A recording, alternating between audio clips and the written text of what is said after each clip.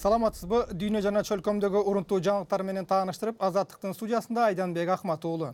Президенттик шайлоого саналуу күн калган Кошмо Штаттарда эки башкы талапкер ортосундагы атаандаштык курчуду. Хиллари Клинтондун шайлоо кампаниясынын жетекчиси Робби Мук CNN-ге берген интервьюсунда ФБРдин башчысы Джеймс Комиге кайрылып, Орусия менен Республикалык партиянын талапкери Дональд Трамптын байланышын ачык айтууга чакырды. Хиллари Клинтон атаандашынын Орусия менен коммерциялык байланышына басым жасады. Менин оюмча, америкалыктар ал мыйзамды кыйгап өткөн үчүн кайсы бир кезде бир жолу болсо да айып пул төлөгөнүн билүүгө акылуу. Мени өзгөчө Орусия менен жүргүзгөн иштери кызыктырат. Рейтердин маалыматы боюнча ФБР бир нече ай мурун Трамптын Орусия менен ишкерлик байланышын алдын ала изилдеп баштап, бирок далил таппагандан улам толук иликтөөгө киришкен эмес. Робби Мук мына ушул алдын ала иликтөөлөрдө аныкталган маалыматтарды толук ачыкка чыгарууну талап кылды. Федералдык иликтөө бюросуна Хиллари Клинтондун электрондук каттарына байланыштуу иликтөөнү кайра башташы демократтардын кескин сынына кабылып, алар ФБР шайлоого таасир этүүнү көздөп жатат деп каттуу нааразы. Трамп өз кезегинде электрондук каттар боюнча иликтөө кайра башталганга чейин Клинтонго алдын ала добуш берген жарандарга кайрылып, добушун кайра алууга үндөдү. Түрк өкмөт башчысы Анкара өлүм жазасын киргизүүсү мүмкүн экенин билдирди. Премьер-министр Бинали Йылдырымдын айтымында саясий партиялардын ортосунда макулдашуу табылса, Түркия өлүм жазасын катуу чектелген түрдө колдонууну кайра калыбына келтирет. Түрк өкмөт башчысы бул тууралуу 1 ноябрда билдирди.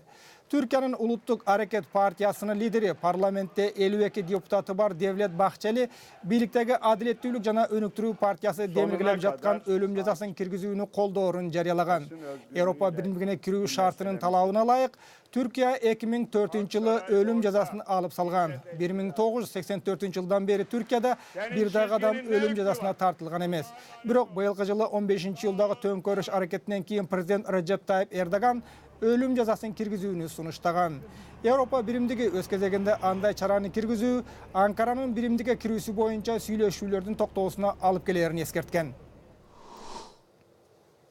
Саясий жаңжалга байланыштуу Түштүк Кореяда өкмөт башчы алмашты. Президент Пак Кын Хе премьер-министрлик кызматка өлкөнүн мурунку президенттин кеңешчиси Ким Бен Жунду дайындады.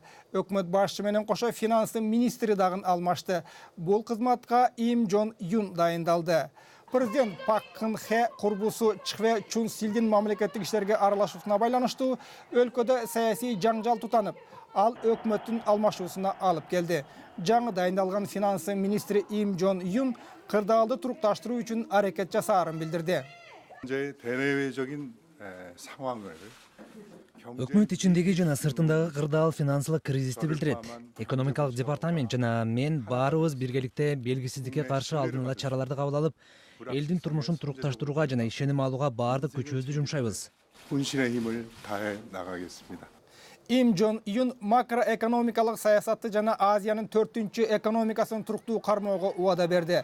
Президенттин курбусу Чхве Чун Силди тартип коргоо органдары кармап, шаршемби күнү ал суракка алып келинди.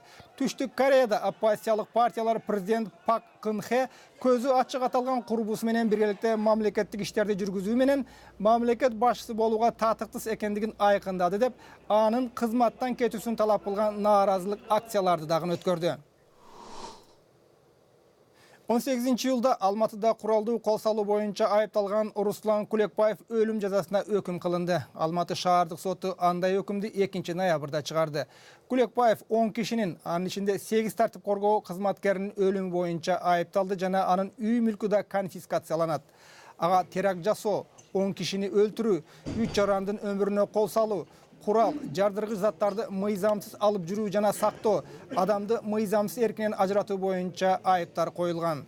Кулекбаев сотто тартип коргоо органдарынын кызматкерлери мурда аны мыйзамсыз эркинен ажыратканы, пикирлештерин жазалаганы үчүн кол салганын билдирген.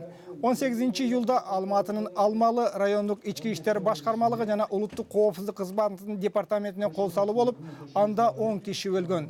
Бийликтер кол салууну теракт деп атаган. Полиция мурда соттолгон Руслан Кулекбаевди ошол эле күнү кармаган. Кулекбаев менен кошо 5 киши айыпталып, алардын көпчүлүгү 10 жылга түрмөгө кесилди. Өзбекстанда чыгармачылыгына тыюу салынган артист Куудулдар кайрадан эфирге чыга баштады. Азаттыктын өзбек кызматынын кабарлоосу боюнча белгилүү Куудул Абид Асомов катышкан кинофильмдер кайрадан көрсөтүлө баштады. Куудул ал тууралуу сентябрь айынын аягында кабардар болгон.